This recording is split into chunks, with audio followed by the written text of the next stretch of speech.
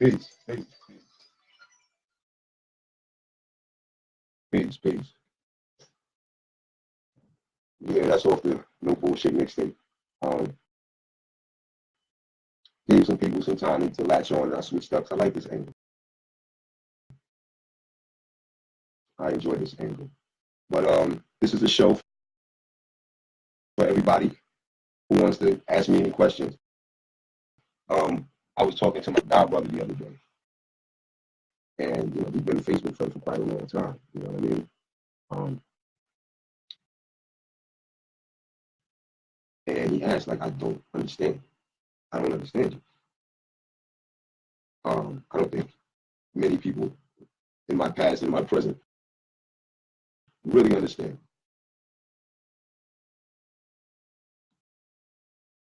I think that always leaves people confused.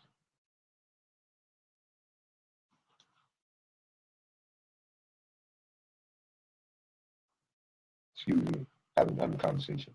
But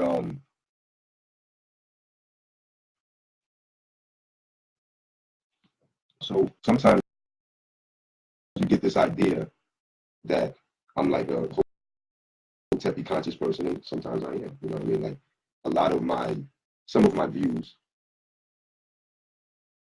on history would probably fall into that realm.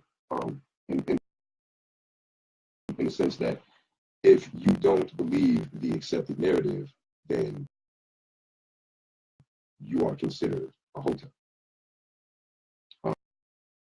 Um, and it's dangerous. Now, of course, when you create this false community idea where over and over people say, "Oh, we should have some type of regulation. We should make it so uh, there's gatekeepers to the conscious community. So only some people could actually get out there. That exists. But the funny part is, it's personality worship. It's no real vetting. It's like anybody could just show up. It's actually harder to go to a new town. It's hard to get into the conscious community than it is for a drug dealer to go into a new town and set up shop. You literally only have to sound good and a little bit different and agree with the agreed upon narrative. And you got him. You're right in. Now, when you start saying things that people really don't want to deal with, you start hitting people with truths that they really don't want to hear, but their truth is still the same. It makes them uncomfortable. When you start saying things like Marcus Garvey was cool, but he was an egomaniac. He wasn't looking for people who were competent. He was looking for people who were loyal. So partially his business failed because of that.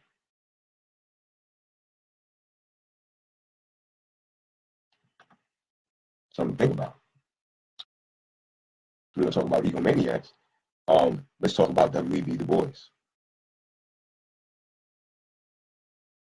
W.E.B. Du Bois made a habit of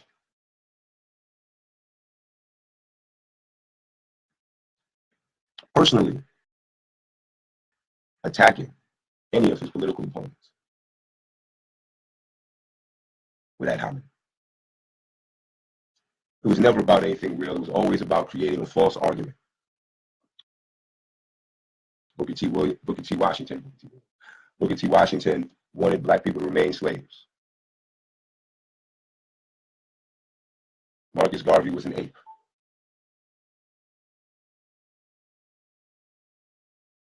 And then at the end of the day, where does he end up?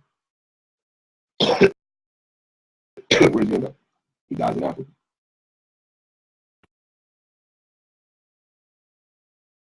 But it's not about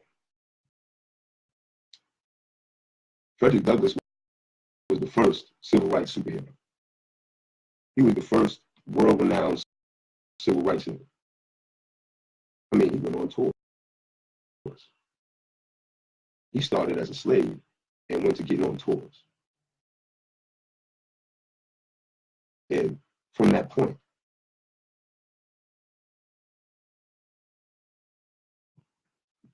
people wanted to be him. People wanted that spot. Now, I don't know if it was a competition between Frederick Douglass and Absalom Jones. I don't know. I didn't find anything. Maybe some of you had information on that. You're wondering why the show is called Is Jabe Crazy? And I'm talking about Black history. Well, it's February. We're supposed to talk about Black history. Well, I'm letting people get a chance to ask me whatever you want, because I've had people call me. Like, yo, you all right? Yeah, I'm all right. Fine. You saw a lot of videos and they're at a creepy angle and you didn't listen. Like you always do. I'm weird. You can ask my family. My dad was weird. You know what I'm saying? My grandfather would probably been considered weird.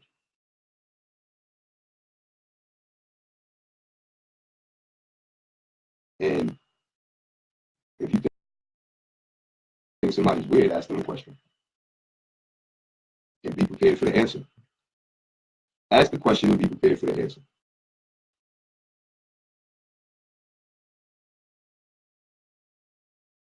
See, a lot of people ask questions, but they don't want to hear the answer. It's like, I learned something, right? That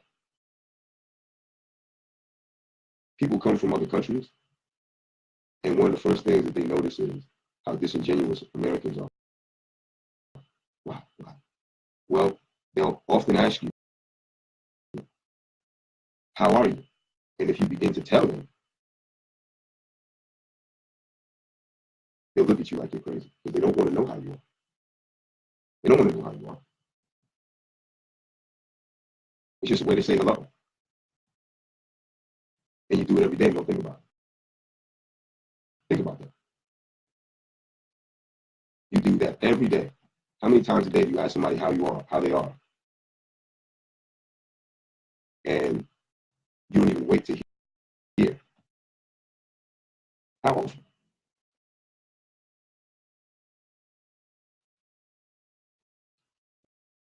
I see people jumping in and out. I don't know if that's the same person. But check it out, man.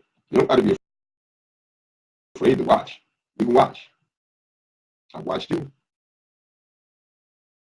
Not a creepy way, but I like people's shit. I don't just scroll through it. If somebody's doing business, I share their shit. Been doing that for years. And then I started my shit, and I figured, I don't support motherfucking shitty businesses all throughout the community and shit. And I decided to leave slavery. See, because for some of you, you don't have the same way of looking at it. But I've been a slave. So I know what slavery is.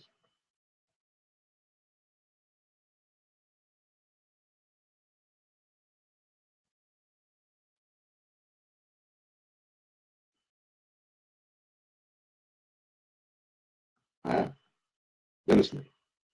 I was a slave for almost 4 years.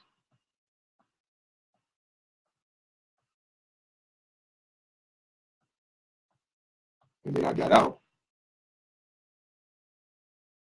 And I was a slave again. Because when you have life restrictions and you can't really do what you really want to do in life, and they might be sending you up a tree to, they might send you to bark up a tree that has no fruit. What you got to do. They don't care. So You go in and you go find employment, and they have a record. You have a record, and you don't get gainful employment. You have to go to school and go into debt again. Because many of you don't know. I know this was true for me. When I came home from prison, my debt was miraculously gone. And my credit has often been pretty good. It's just that you don't really get meaningful employment when you have a record even after it. Then you have a work history because you got a fucking succession of shitty ass jobs. That doesn't count as work history. You can go back to school if you're going into debt.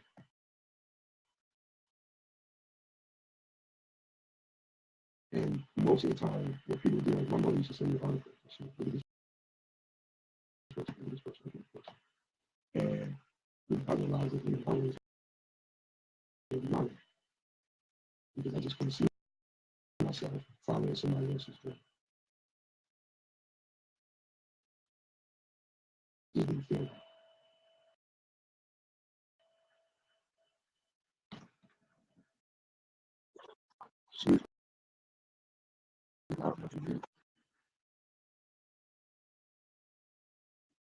I hope y'all can hear me. I just realized that I'm not the speaker, so I don't think that affects the other thing. But to recap, just in case you didn't hear me, you tuning in, people do shit. I was explaining how I was a slave. I was explaining how many people have ideas about slavery who've never been slaves. I was explaining how when I left a skid day, I realized that my credit had been cleaned up for me. I realized that I spoke about once you decide to go back to school and you go back into debt, that's the only way to get gainful employment. Going back into debt to get out of debt.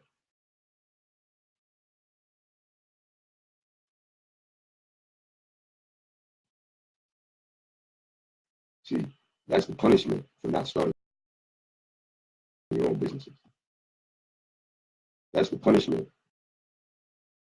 for ignoring Booker T. Washington. He said, go back and farm and learn how to farm. If that's how. If you learn how to play Sims, there's no college in Sims.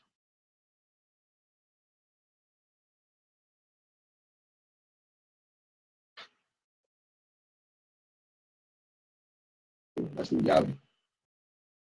There's no college in Sims.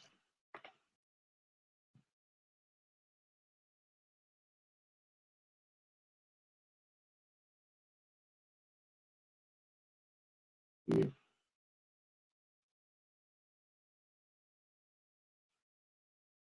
No college in Sims. Excuse me. I decided I'm going to jump on this Instagram too.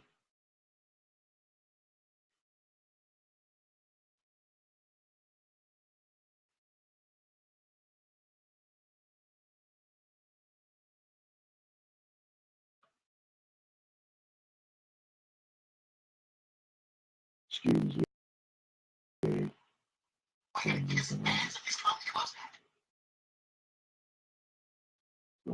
Anyway, so a lot of people have ideas about what slavery is.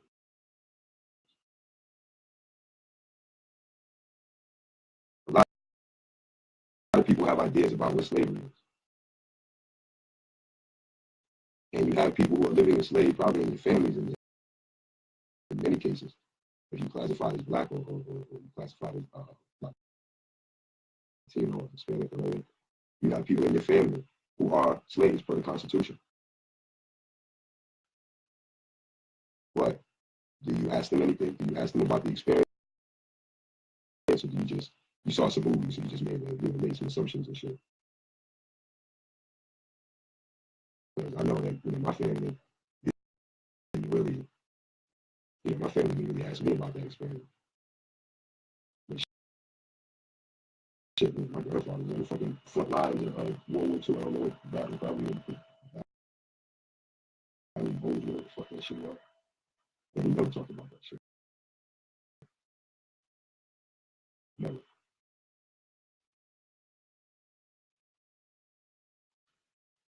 So, if you want to know about slavery, there's people you can ask. They live slavery. What I learned about quote unquote white supremacy is it has always been the same. Always been the same. I was just watching a show about Billie Holiday. And at that time, if you wanted to play in white clubs, you had to get a license. Right? Who do you think that was for? If you, at 1 minute, one thing is a right, and then as soon as you start using it and finding a way, then it becomes a privilege. Hashtag net neutrality.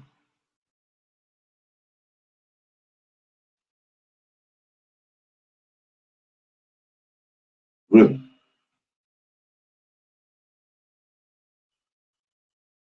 Y'all don't get it yet. You think I'm crazy. You think I'm crazy because I am an amalgamation of all of those side thoughts that you push down. Like, what the fuck is FICA?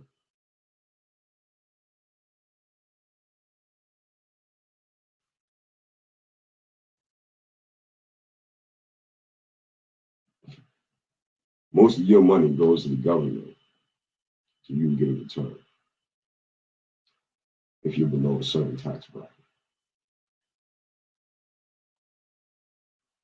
Then they complain about them being able to use your money on the front end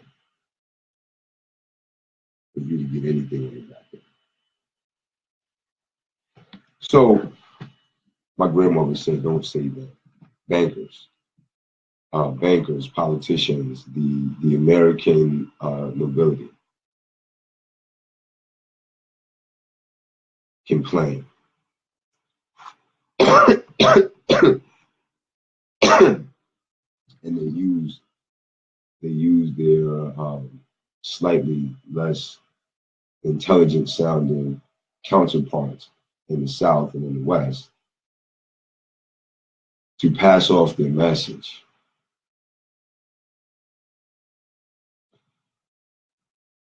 And then they get to point at them and say, no, they're racist.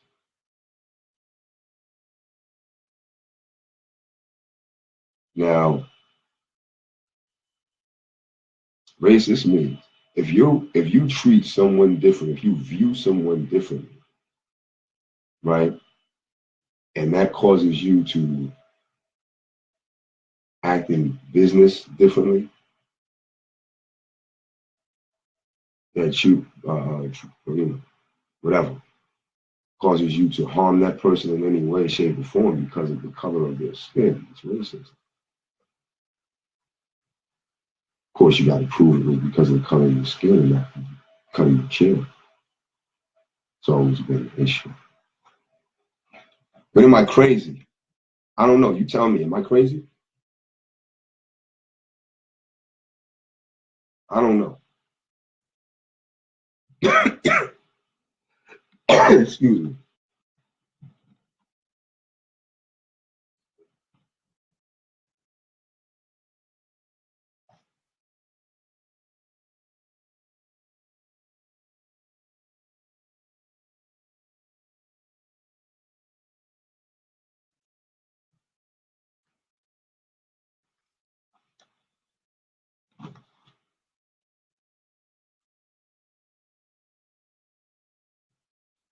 We got there.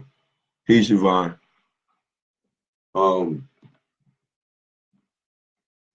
But oh yeah, if you're watching on Instagram, if you send me a message, I'll let you on for free. Facebook, job that. Look for that. Anyway,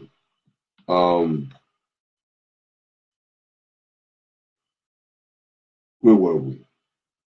We were talking about this whole slave concept. And we were talking about people not remembering and not even reaching out to people who were slaves to really understand what slavery is.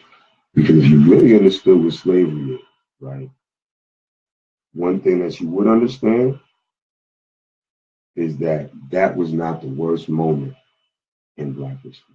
That wasn't even an offense that was different than anybody else. The problem was not slavery in your history. Other people have been enslaved. You've enslaved other people, right? If you claim to be of Arab descent or Muslim, you've enslaved people before, your ancestors, right?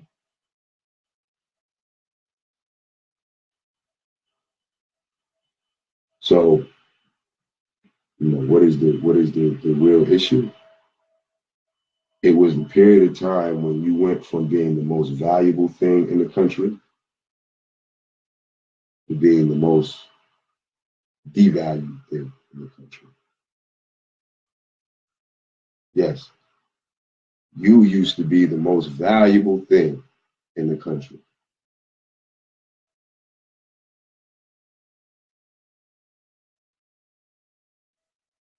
I keep telling you, if you don't know the Quran, you will never understand racism in America.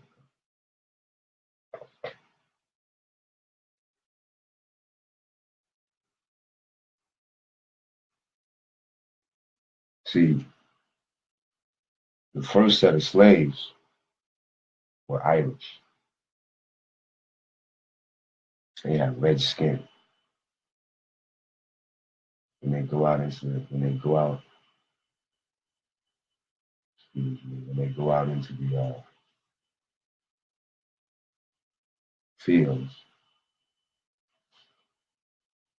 their skin to get red, start to get burnt. They were in the South.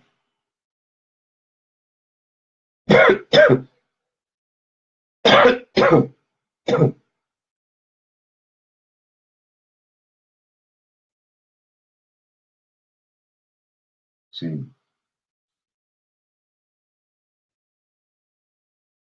Quran 2:11.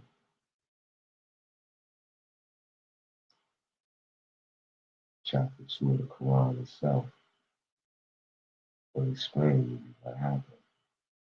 It's the same thing happening now. See, I realized I was going to have these work crews next to me. I was going to have them on the show. But his master said he couldn't. You know why? So I told his master, get up off my front porch. Because he fucking was sitting on my fucking front porch.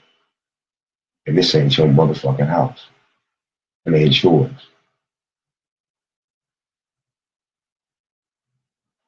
You know why? Because I think that this house has been in my landlord's family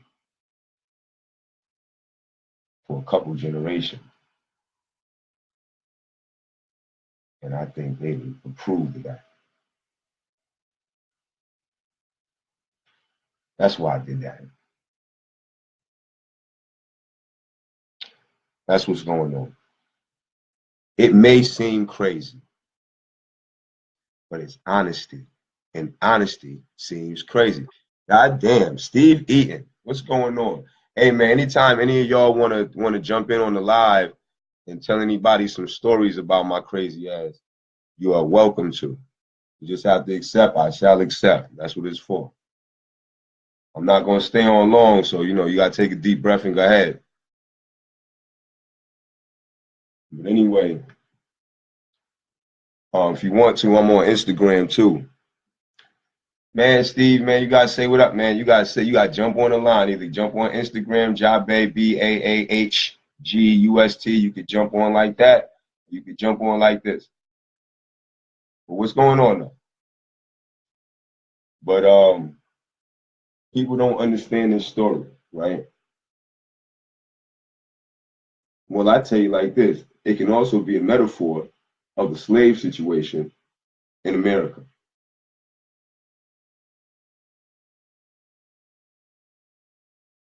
I'll give you some anecdotal stuff you can think about.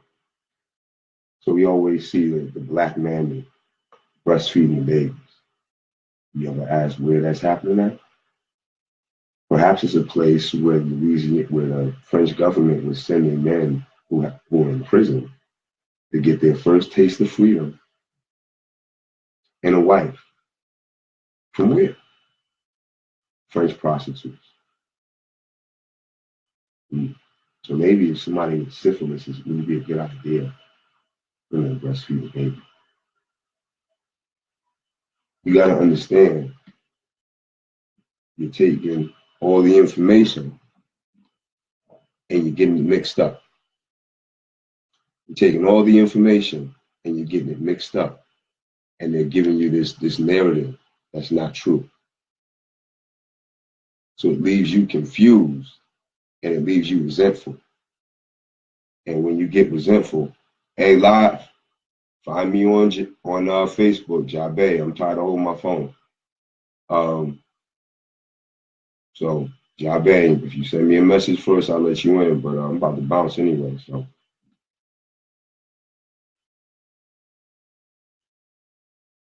yeah, I just jumped over there, gave everybody a piece. What's going on here? But anyway, we're talking about the slave situation, right? So then you had these native people, and they were brown. They were, probably the lightest one was probably my complexion. Yeah, my ancestors survived Columbus because we were looked at as aggressive. That's why I kind of chuckled when I heard I heard what's his name, Jared Taylor, talk about slave breeding was the leading catalyst for all this testosterone built up. And I'll tell you like this, I get it honest. I got Carib blood in me. We survived Columbus.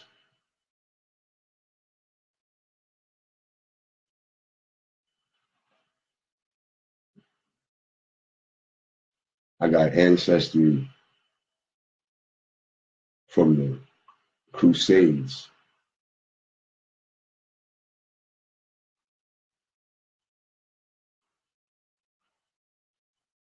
And my grandmother, she was born in a small town in Jacksonville called Miccosukee. And you know what that place is? An Indian reservation.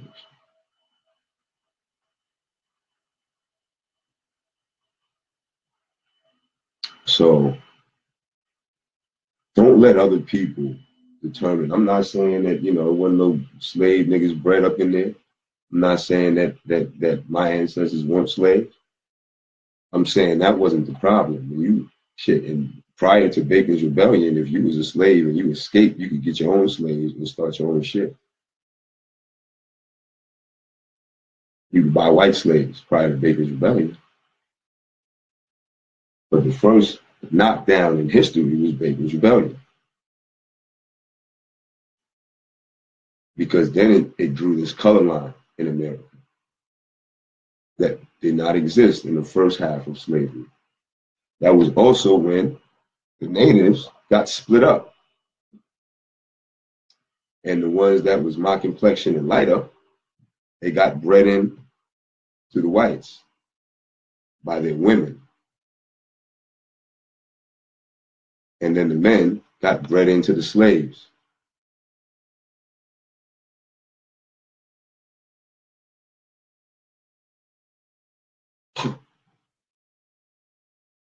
Shocking. There were some Africans in the mix. This is also the same time where Chinese were being snatched up.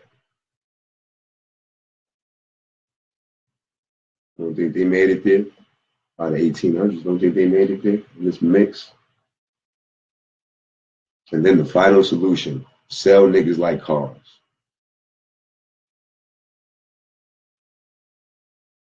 Breed them for whatever they are, whatever qualities, and sell them like cars. Slaves were skilled labor.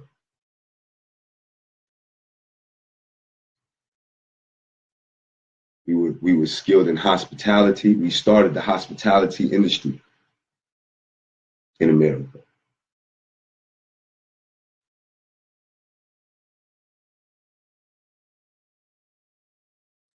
We were the skilled labor.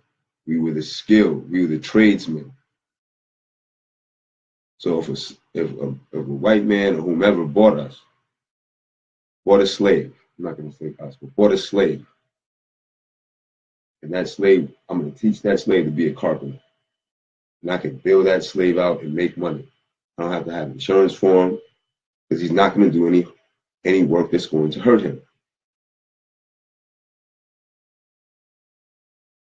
That's what we had the white slaves for, because they were cheaper. That's the way it worked. Everyone was a slave unless you were rich or you had your own thing. Now, if you were white, you had a better chance of getting your own thing to get out of slavery. But everybody starts off as a slave in America. Slavery wasn't the problem. Slavery didn't do it to you. Slavery had you, you were the most valuable thing in America.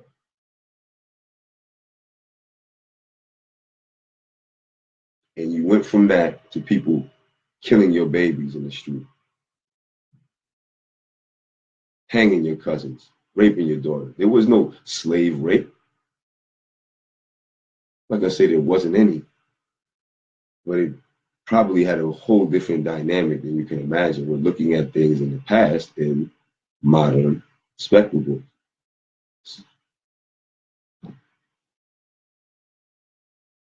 And we're missing out on what's really happened. I'm just trying to see. I'm trying to see if people really are worried. Or do they really know me? Or have their interaction been about them? Because I'm finding out that a lot of people I knew, their interaction with me was about them. It's about them. It wasn't about us. It's about how they felt.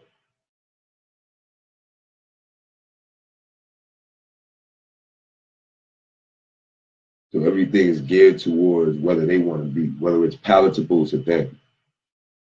Not that it's good. I like it. They don't know how to show support. That's not what support is. Support is fucking with something that you don't like until you like it. Because you do that shit for any other person, for a stranger. Guess it has to keep being in your face. That's what it is. You know, I'm not crazy, but I made some decisions in my life that's led me to make other decisions. So, you know, this is what it is. Anyway, since nobody gonna call in, I'm gonna probably drop off at 11:11, even though it's 10:44. That's another great number. But we'll do another one next Sunday. Look out for I Call BS. I'm on YouTube. I Call BS Radio, even though it's not radio, but I just like radio. It's like the word. I like the vibration. But we're gonna pick back up and we're gonna talk about Pan-Africanism, the other side of Pan-Africanism. We're going to talk about the other side of Medicare. You know, we're going to talk about the 2018 Uber strike. Yeah, some Uber drivers, and, you know, or motherfuckers that bullshit. You'll have me. I got the same amount of information. But that's what's going on. So to answer your question, if you've noticed all the videos, like them shits. Show me some fucking support. Stop lurking. That's weird. Especially since you know me. If you know me, if you don't know me and you think I'm crazy, it's one thing. But if you see my shit, you know, I would expect, like, if I seen you trying to do something, I'll fuck with you. But you don't have to. It is what it is. But anyway, I'm going to sign off. Good night. Good day. Whatever.